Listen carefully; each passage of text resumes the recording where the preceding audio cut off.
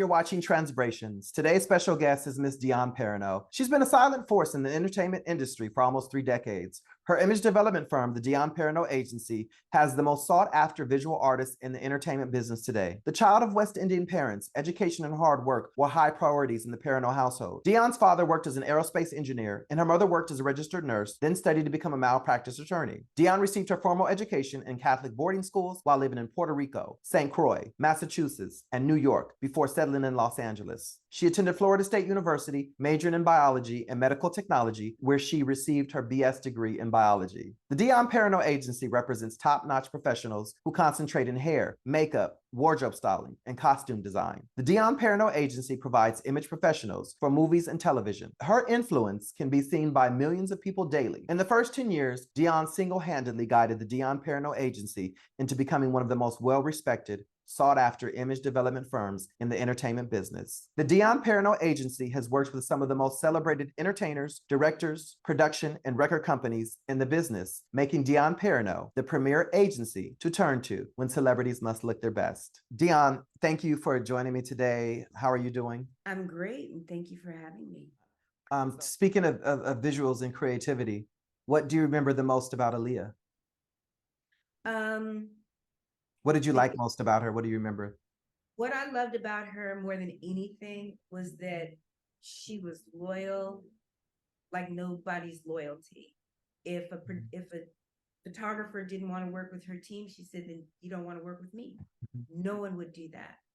No one would ever do that. I love that about her.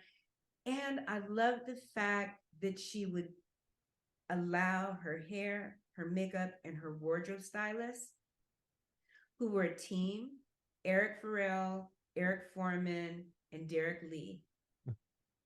She allowed them to be creative. And she never said, I don't know, I don't like that. If they collectively said, this is dope, that's what happened. That was the look. Very few artists are like that. Mm-hmm. I mean, I don't think we ever worked with anybody else like that. Everybody else, somebody had an opinion and there were changes made, or the changes were already in our heads before we walked in the room from the record company mandates. So yeah, she allowed them to be free, which made them super creative. And I just love that. What project did you first work on with her? What project? Eric Farrell was her makeup artist. Wait, he was only her makeup artist, right? You did hair and makeup back then. He did her hair and makeup? Yeah, because she always wore that straight, because that was her hair. And so he was hair and makeup from 94 to 2000, because literally she met Eric Foreman. Eric was doing a job. I'd been trying, again, I'm not going to kick him out of a job, but I was kind of growing a bit tired of just, straight. And what do you mean straight? Her hair was always straight. Oh, talking about her hair. Oh, okay. Yeah, it was always, he did do the ombre. He was the very first person that did ombre with the the burgundy and the black. I can't remember. That might have been the Try Again video, which was, I remember walking in saying, "Oh my God, that is so amazing." The maroon down here and black up here. So that was the first time, but it was still straight. Eric Foreman gave her curls, gave her swoops, gave her updos, he was a master of hair. So I wanted to get him in there without stepping on Eric's toes. And one day, Eric Farrell was busy, so we had somebody else do makeup. And I asked her mom, could we put Eric Foreman in? And she said yes. And because it was for a photo shoot, and they fell in love. and that was the rest is history. And then that's when you start seeing her with hair, you know, and he just did an amazing job with her. I say it was the three of them together. The three of them together. You had mentioned earlier something about Back and Forth. Was that Back and Forth was in 1994? Yeah. That was the first. Mhm. That was the very first job. Shoot on Saturday. Her birthday was on Sunday, and we did Back and Forth on Monday. I don't remember ever coming across her in any type of professional capacity, but one time I was over there near the Beverly Center, the Beverly Connection. So I saw this young lady, you know, and I immediately could tell she was African American. And then I was like, wait a minute. It's like, that's Aaliyah. It was Aaliyah, and she was walking to get into her town car. And I just was so shocked at how little she was. She's a teeny tiny thing. I mean, she was so little, and I don't know if she had on a scarf or if her hair was down, but I was just like, wow. It's like, you know, and she was, you know, she was walking by herself, you know, back to the car and stuff. But I was like, wow, she was Aaliyah was very beautiful. She's very beautiful. Beautiful girl. She really was. And she was becoming a beautiful woman, which was such a, you know, it was just seeing her grow up because she was 14. That's when you met her. And it was like, wow, she's really just a gorgeous girl. And yeah. But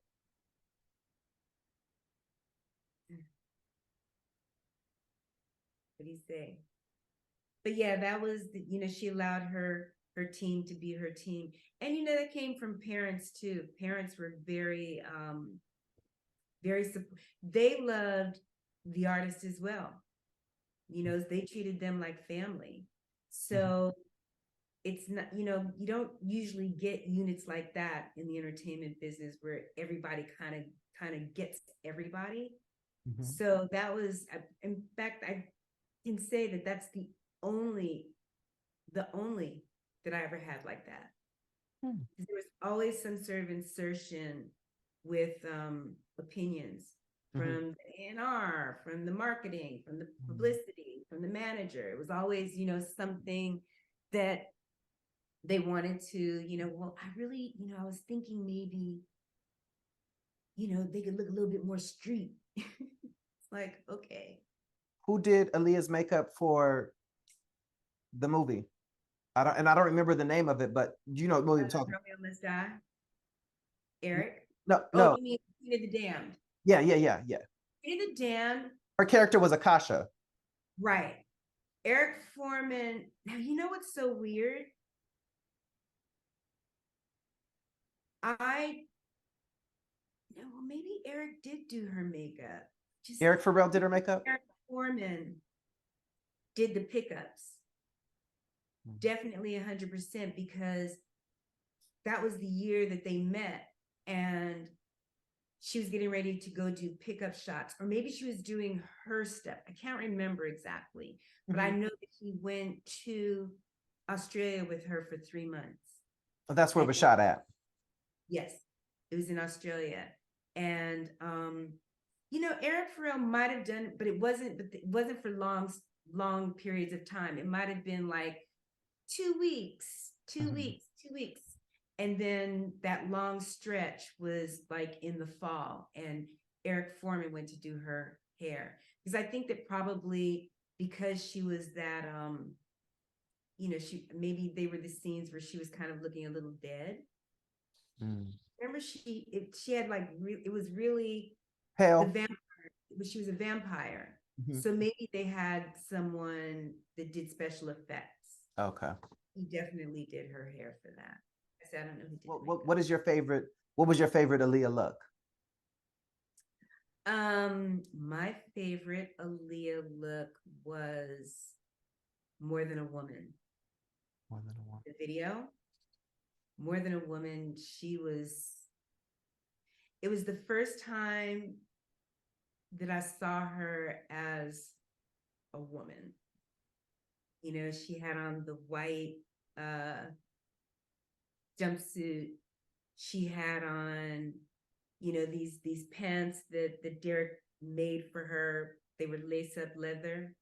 It was like, it was the first time I saw her. She looked really sexy in Resolution, but again, Resolution I liked, but I love the song. You know, I just, yeah, that was my. Wow. During that time and stuff, was R. Kelly, did you ever see him? Was he ever around? At the very beginning. At the very beginning, the first photo shoot, actually. Her first ever photo shoot? First ever photo shoot, yes. And I'd already worked with him because he had that group. So I already knew him. What group? He was in the group, oh my God, R. Kelly and. It was a group that he was in.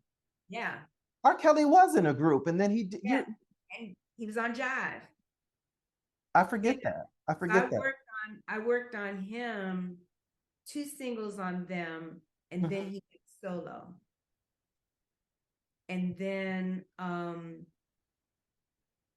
yeah, he was there. I saw him. So tell me this, do you remember where that first photo shoot was that you guys had with Aaliyah? Where was it? On Washington, right across the street from the theater. It's on Washington Boulevard between La Brea and West Boulevard. There's a theater over there? There's the Holman Theater. Is this by Crenshaw and La Brea, or? No, well, the theater is like where they do plays. Right here, Washington Boulevard and La Brea. It's the Holman Performing Arts Center. Oh. And there's a row of buildings across the street. I think it was Van Hunt. No, Van. Oh my God. I can't think of Van's last name, but he had a studio there. And he used to rent it out. Van Evers. Van Evers had a studio there, and they rented it out to Jive because it was a Black man. And so she was really good about hiring Black businesses. And so we shot it there. I was just gonna say, it's so crazy. I do have a good memory for almost every job because every job was so important to me, you know? So I specifically remember that one 100% because it was Aaliyah's first. Wow. And what was it for? Her album cover. For Age Ain't Nothing But a Number. Okay, so I'm gonna have to go look at that now. And you see him standing in the background. Oh, you do? In it, but his it's kind of, he's blurred out, but he's in the foreground. You can see him and you know that it's him, but he's not in focus. Oh, wow. So it's blurry. I want to go back to something because earlier you had mentioned Michael Jackson, but I forgot what you were referencing him about. Because he manipulated the press. Like, let's be clear, that boy was brilliant. He had grown up knowing how to do this. I felt about the Jackson 5 like I did the Beatles. They were for us. And do you have any Jackson 5 stories? You know I do. Oh. I went to high school with Jackie and Tito because they went to Fairfax. But then they were taken out because, you know, it became so, you know, they became. Well, why would they go to Fairfax and they lived in Encino or Woodland Hills in that area? They didn't live there. They lived in Truesdale Estates. Oh. They lived in Beverly Hills. And Michael went to Gardner Elementary School. Where's that at? On Gardner Avenue, like between Beverly and Melrose. It's just Gardner Street School. Are you serious? I'll send you the. I had no idea that Michael Jackson went to a high school in LA. No, he is in 5th grade. Oh, his elementary. Yeah. I did not know that. Yeah. I'm going to send this to you right now. You're going to gag. I remember I was working at Universal Studios. They were shooting Scream. I didn't go on set or whatever. Obviously, it was a closed set. It's Michael Jackson and Janet. But I remember just all of the hoopla. And at that point, that was the biggest music video ever. And I believe, if memory corrects me wrong, and I'm sure you could tell me, Wasn't that budget like $7 million? 7 million. It was $7 million. Exactly. Yeah. $7 million. So Michael, We knew Jackie. We saw Michael, but we knew Jackie. Jackie was my age. Well, he was a year older than me. So they the Jacksons always played basketball at West Hollywood Park, right behind what's the Abbey now.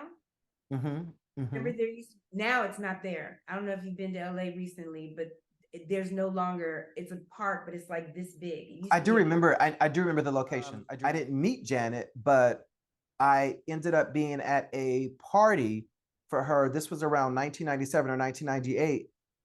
And I was living in North Hollywood, and I don't know if it was before the tour or after, but I remember being at a party, and it was an exclusive party and everything, and she was there, and I remember her being in the room and everything. I definitely did not meet her, and she's another tiny one. And that's the best thing about living in Southern California and LA, you know, the proximity to all these people, these famous people who are, you know. In the industry, you meet them. You do. Period. Or you see them. Because I remember seeing her at Paul.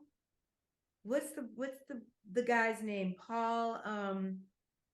He was a music executive. He gave a party at that restaurant that was underneath, that's right next door to the Wiltern. Do you remember that place? It was on the corner, and everybody gave parties there. Big windows. And she had just broken up with Elizondo. And she was out doing her thing. She was hanging. And I remember seeing her there, and it was just like, wow, Janet Jackson is at a party? Like that was, but you know, Michael used to witness. Michael witnessed in the Valley. I've heard stories. No, Prince too, which was so interesting to me. I think even Serena. Say it again. I think I've heard stories of Serena witnessing going out too. See, I didn't know Serena was. I did hear those stories about Michael going out. Yeah. Until Thriller. That's when they kicked him out. Yeah, that threw, and they took issue, yeah, with the video.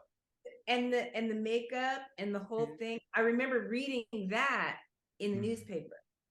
It was, yeah. Because of the. I don't want you to tell me. I think I have it in my mind who directed Thriller, but I think I'm wrong. Oh. Well, he's a huge filmmaker. No, it's John Landis. John Landis, okay. But I remember, Michael. So the day that the Pepsi commercial, I used to do, what is it called? I used to moonlight at Brotman Hospital, and they had a burn center. So I used to go in at 5 a.m. to just work and do, because I'm actually a med tech. So I would go help them run their 6 o'clock run to get all of the lab reports out. So I work from 5 to 9 on Saturday mornings. And I go to the gig, and there are all these kids outside, like outside of the hospital. I was like, what happened? Like, what's going on? And when I got inside the hospital, they were like, Michael Jackson is next door. He was burned. I was like, what? And it was because they took him from the sports arena. Yeah. Trotman, because that was the clear, the nearest burn center, and then they took him to the Valley. I didn't see him. You didn't see him though? No, he was all bandaged up. And that's when his addiction started. Yes. That's when his addiction started. How did you cope with the pandemic, with the shutdown? How did you cope? Did you start working from home? How did it affect you, your business? Kind of worked from home. Like for the first 5 or 6 months, there's nothing. And I watched so much television, Nahshon. Like it was the first time that I could watch TV 24 hours a day if I wanted to. And I did, until I watched everything on Netflix and everything on Hulu and everything. Well, not everything on Hulu, but everything that I was interested in. Oh, yeah. Watched. And then because So when I found out that they had shut down Seattle, I started sequestering myself. And then they shut down San Francisco. And I was like, oh, I ain't going out. So I was in February. And then March 10th, I guess, is when they said, you know, you could only have 10 people. And then it was complete shutdown. And so, like I said, for maybe the first 4 or 5 months, I was like, woohoo. Like you. And I remember when it first started, the first couple, it was in the first month, I walked to Target but I was listening to NPR in my thing, and I didn't have on a mask yet. This is before masks were mandatory. Remember, at first it was like, oh, you just have to distance. Then it became the mask. And they said that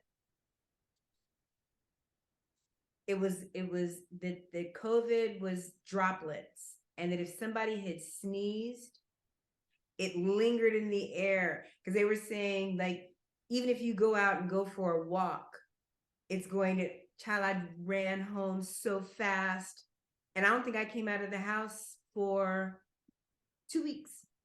I was so scared, because that was my intro into COVID. So it's like, and watching all of this stuff in Italy, I don't know if you remember seeing those trucks carrying those bodies, and it was like, oh my God, I don't want to die that way. I'm not going outside. And they had me scared. But it made people crazy, Nahshon. People are crazy now. People are crazy. I know. I don't think that people did well with that isolation. It's like it's taken a toll. And I mean, I know how it affected me personally, but yeah,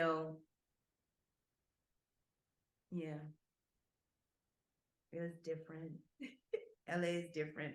It is a very, very different place. And sometimes I was like, I just don't understand it. Like, I just don't understand. It's a very, I mean, I know obviously well, New York is very transitory. I mean, people, coming and going.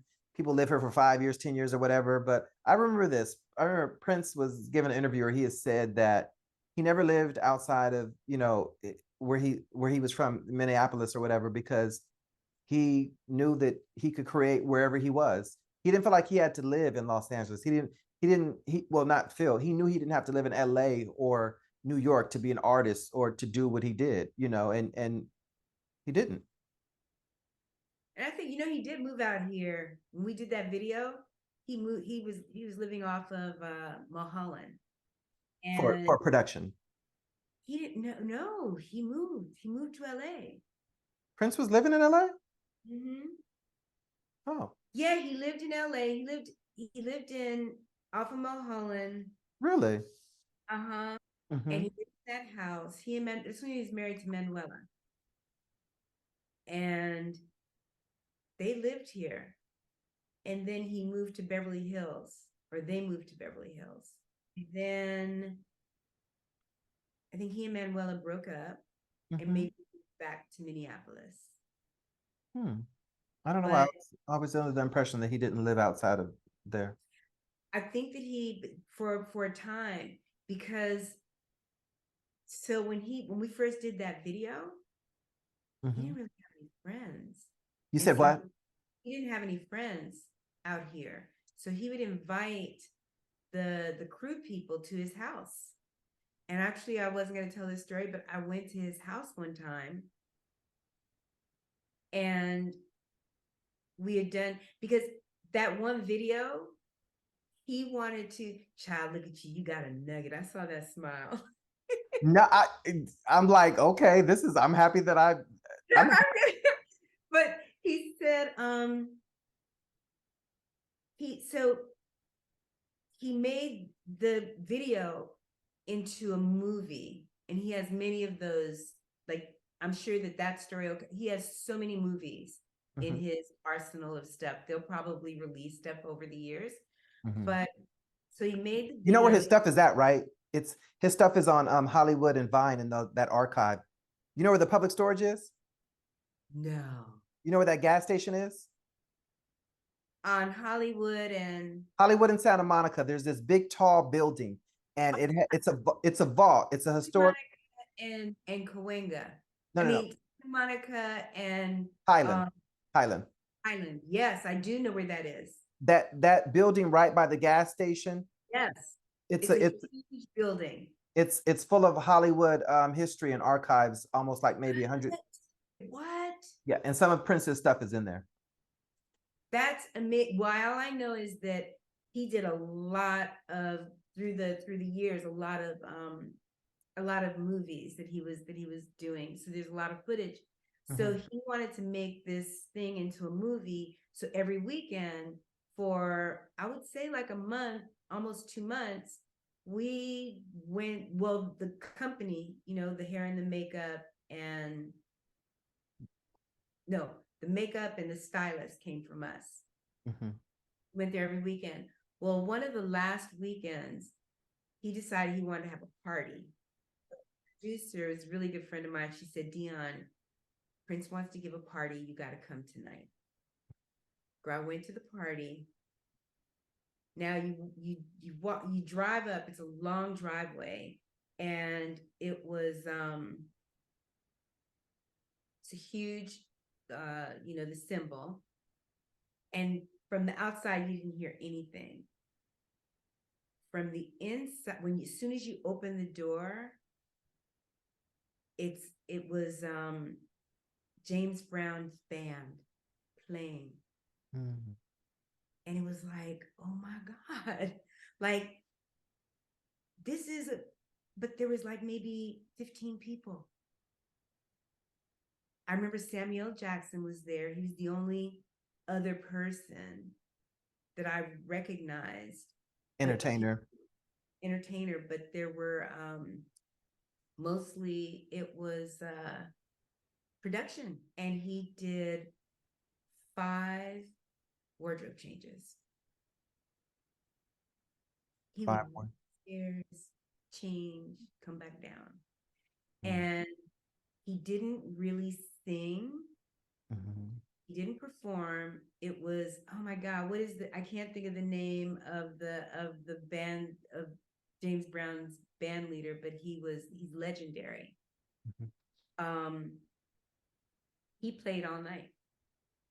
And it was like, he has this guy here. No pictures. No. And you know what the reality is? I don't think that people were doing cameras like that then. Cameras weren't on phones yet. Of course. Know, it was like it was, you had to have like a camera, and people were taking pictures. And they probably said no pictures if even if there was. I mean, now you can sneak a pic. Yeah. But he didn't really speak. He didn't really talk. Like he wasn't really he stayed in his kitchen, and he has a chef, and he was interacting with his staff and his people, but not really coming out and hanging out. It was very interesting. I was just happy to be there. It was one of those YOLO moments, you only live once, and I went to Prince's house. But it was very interesting that you're in this big huge mansion and there are 15 people here. It made it very sad, which is one of the things that made me super sad when I found out that he died by himself. So you said you watched a lot of YouTube documentaries. What's your favorite documentary? I'm Not Your Negro. I've seen that one. I saw that documentary. If there were, want to see it, and pardon me? I kept talking about it, so I said, "Let me just watch this." Did you watch it? Really what kind of documentary topic do you wish to see produced that has yet to been explored?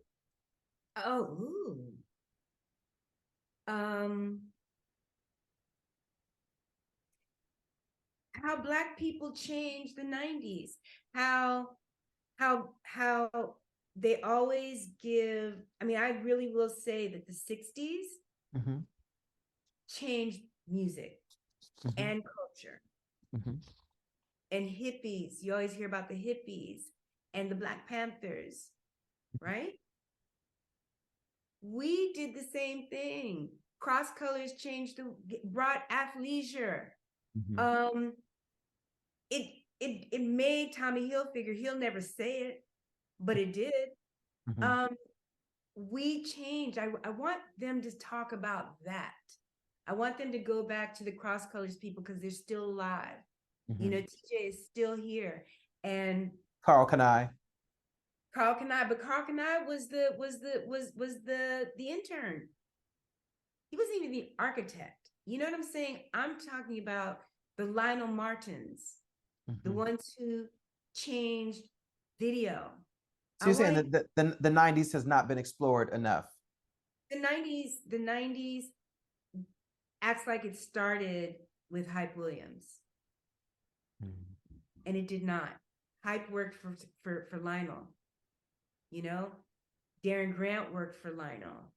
All of the directors worked for Lionel in some capacity. And it's like, it really bothers me that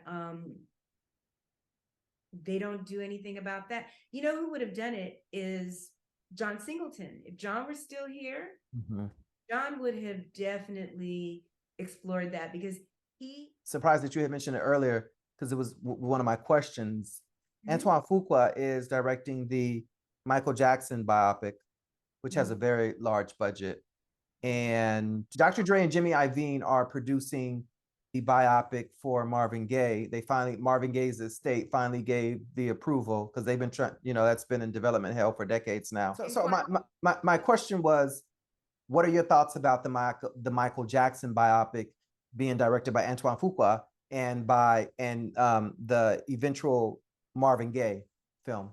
So for Antoine, I think it's a perfect choice simply because, Michael's nephew is going to play him.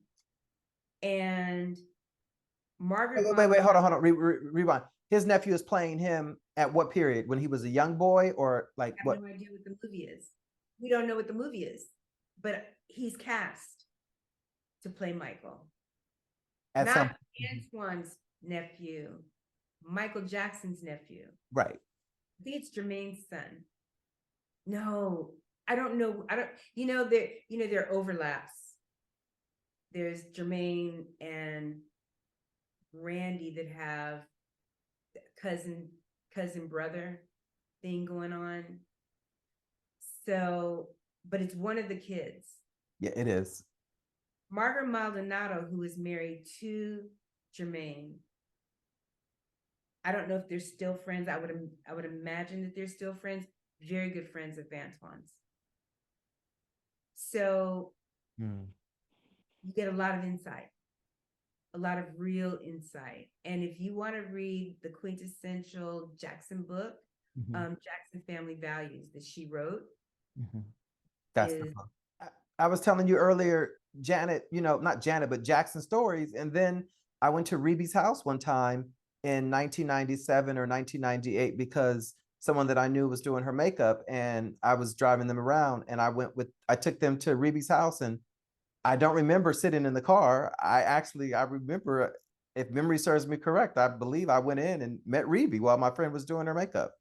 So Jackson Family Values. That book?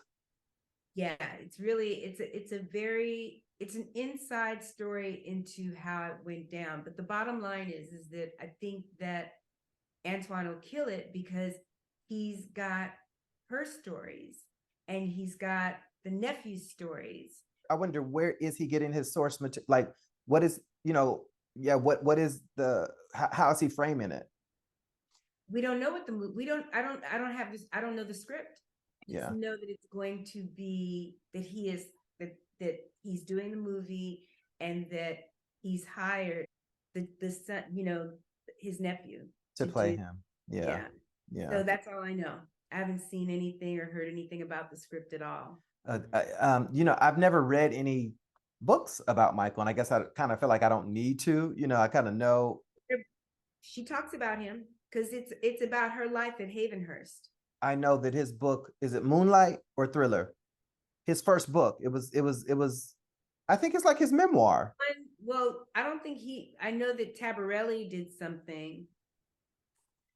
Tabarelli might have written a book about him. I mean, there were a couple. What's his name? Tavis Smiley wrote a book about him. Did he? Mm-hmm. When he And passed, I was so distraught that I went to the Havenhurst and hung out front, and it's kind of disappointed I didn't snatch something. There was like so much people, like so much stuff that people left, like and there were police and stuff everywhere. But I remember I went to the home. I hung outside the home. I went to downtown LA the day of his funeral. I was just so. It was just so. It was very heartbreaking and very just. about So would you say on a scale of 1 to 10, 10 being the highest, were you a 10, a number 10 fan, a number 9? What were you, a major fan? Jackson. I was major. 10, 11. Because I felt protective of him. But I'll tell you this, one time in 1986, after my mom died, I'd never been to the Valley. Like, I'd been to college, to the college, but my mom had died. This lady that lived next door, that was in the next room over, her husband had passed away. So she invited me to lunch, and I had to get off the freeway I was on the 405. You have to get off to go onto the Ventura freeway. I missed the exit. So I had to get off. I think it's Burbank is the next thing. And you come up on Havenhurst, right? There's a big street, long street. And I saw this Mercedes, and I was like, oh, I wonder who that is. The windows were blacked out. So if you've ever been on Havenhurst between Burbank and Ventura, it's like kind of desolate. I've been, yeah. Michael was like this. And he looked over when we got to the light, because there's a light in the middle of all that desolation. And I looked at him, I was like, oh my God, Michael Jackson. So we're driving. First, the window was down like this.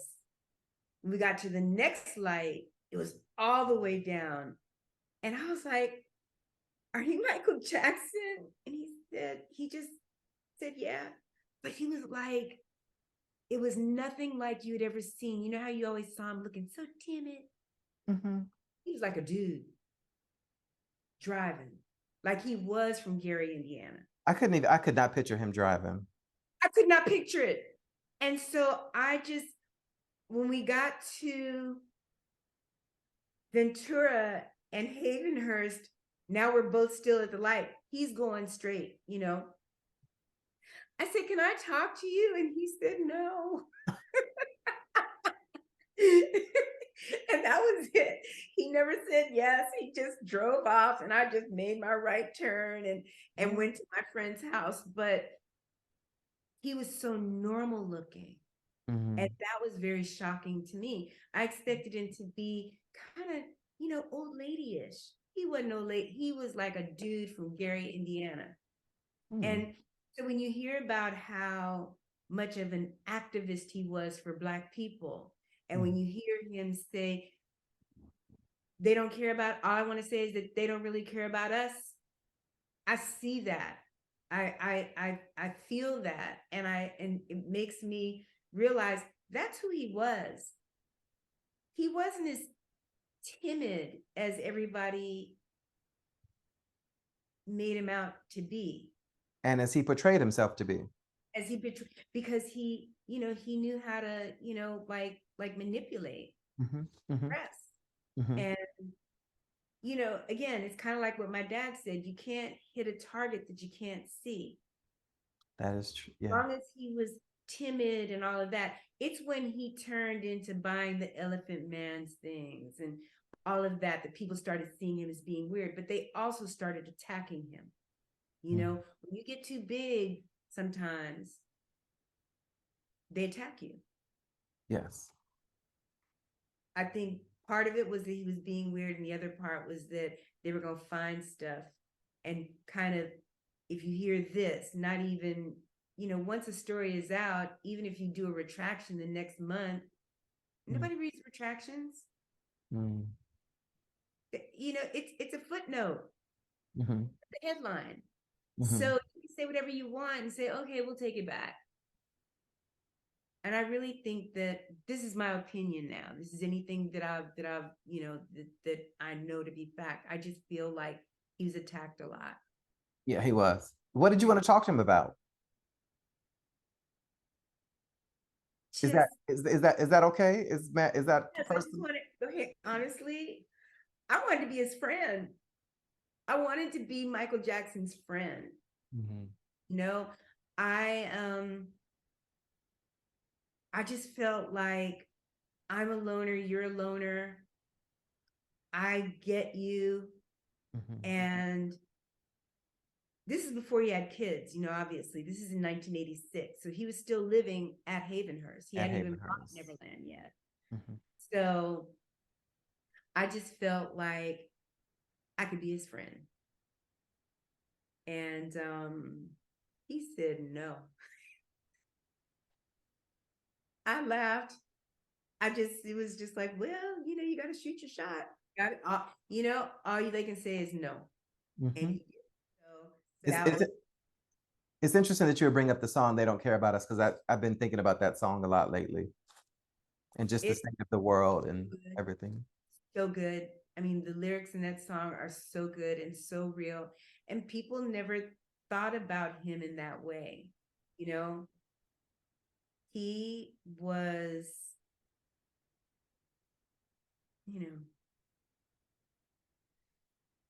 Speaking about activism, having lived through the riots 1965 and 1990, and now having witnessed the events of 2020, did you ever anticipate that there would be a more severe outbreak of rioting in the future?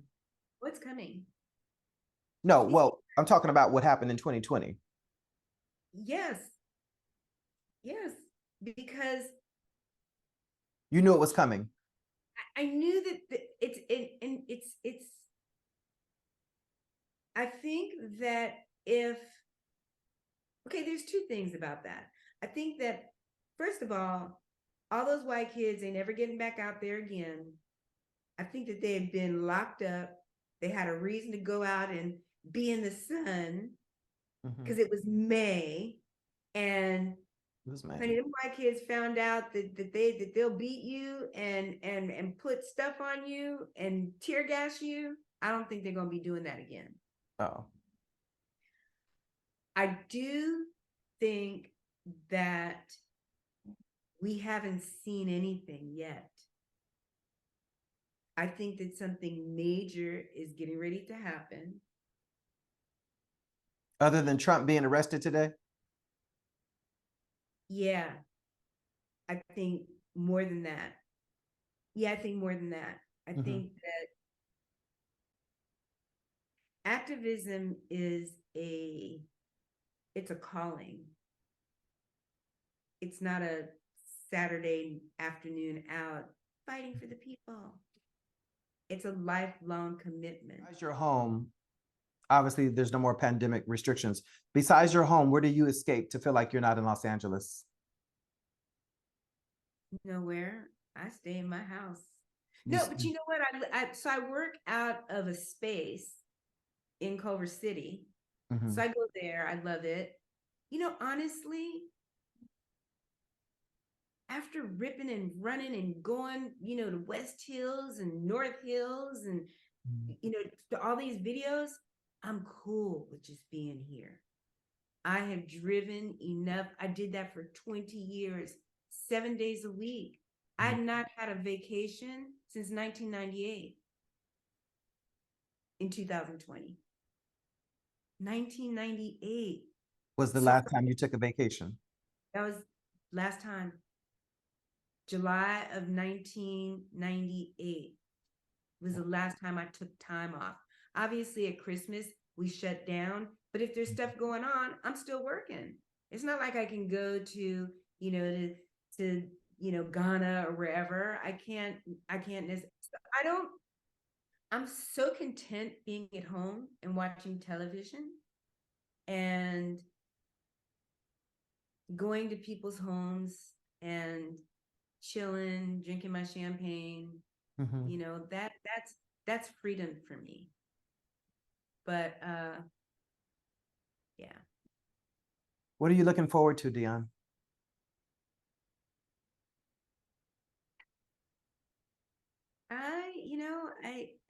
I can't even answer that question, Sean. I don't know. Safety, good health. I'm gonna be 70 this year. And when is your birthday? October 26th. And I just want to be safe. I just want to be safe and have a roof over my head that I love. And because every creature comfort I have, I don't really go out to, it's like the days of LA that we knew that we were like moving and grooving in, that girl is gone. I know, yeah. So it's not fun out here anymore. It's valet scratching up your car and not caring. Oops, sorry. Away, you have to pay for it yourself. It's like there's so many little things. It's just like, we're good. I have a good time with my, with my few people. I said, looking forward, I don't know about that one. I really didn't know anything about a business plan until I was in business. I would never suggest to young people to do it the way I did it. Yep. Shooting from the hip is wonderful, but you have to have a clear-cut plan and be able to stick to it. Yep. Wow, I was so wise. But that's true. I tell people that all the time. It's like, I shot from the hip and now I'm 70 years old and I have to work. The whole thing about having a business is being able to sell that business at its height. I wish I had known that. When you write a business plan and it's a real business plan, not just like, this is my to-do list, it gives you options at different years and monetary goals that you're going after, to the point where your goal is to sell it. I should have done that in like 1999. And you had the option to? I had the option. And I remember thinking, no, I'm doing like, I'm Dion Peronneau. That part right there. I was like, why would I sell my business? It's like, because I'm thinking it's worth too much. It's worth more than $1. I'm going to continue to make money. We made 30% per year. We grew 30% per year for 10 years. And I'm not thinking that, it's going to go down. I'm not thinking that they're hijacking R&B. I'm not thinking that these Black production companies are going to go out of business. I never saw that coming. I never even thought of it being a possibility. I say, now I tell people that start business, start it to sell it, grow it to sell it. It's like, having a farm. If you're really that good at what you do, start another business. So yeah, that was good advice. But I did shoot from the hip. And I could have, if I had worked for another company, I could have gone into the Black in year one. Because I would have known the editors. I would have known the this person and the that person, the people that I was now striving to learn. I would have known those things had I worked at another agency. So it's, business plan is the way to go. And, but you got to plan to sell it. Yeah. You've created a roadmap to show others how to succeed, but the pandemic has altered how we live and conduct business. Do you have any specific guidance or recommendations for aspiring female entrepreneurs of color pursuing careers in entertainment behind and in front of the lens? You know, honestly, I do not, because I'm there. I need advice. You know what I'm saying? It's a whole different landscape now. Mm-hmm. What we came up in is not what it is today. Mm-hmm. Plus, you're dealing with people that don't know, you know, these young people that are at the helms. They've gotten rid of all of the seasoned executives because they cost too much money. Mm-hmm. Now we're dealing with kids that don't know what they're doing. And so it's really hard to But you can't tell them that. But you can't tell them that. And if you try to tell them that, that's what you're dealing with now. How important is mentorship? I think mentorship is a great thing. I just, you know, I never had one. I wish that I had. I think mentoring is the way to go, because if somebody truly cares for you, if they're going to be a real mentor, then they really are guiding you because they care. I find a lot of people that say they want to help. I'm not talking about to me. I've seen it happen to other people where they're just trying to get into your Rolodex. They don't really care about you. They're trying to figure out, because you're younger and you're hipper and you're cooler, how can I get them? Or they're trying to get you to make them the center of your attention. Yes. That.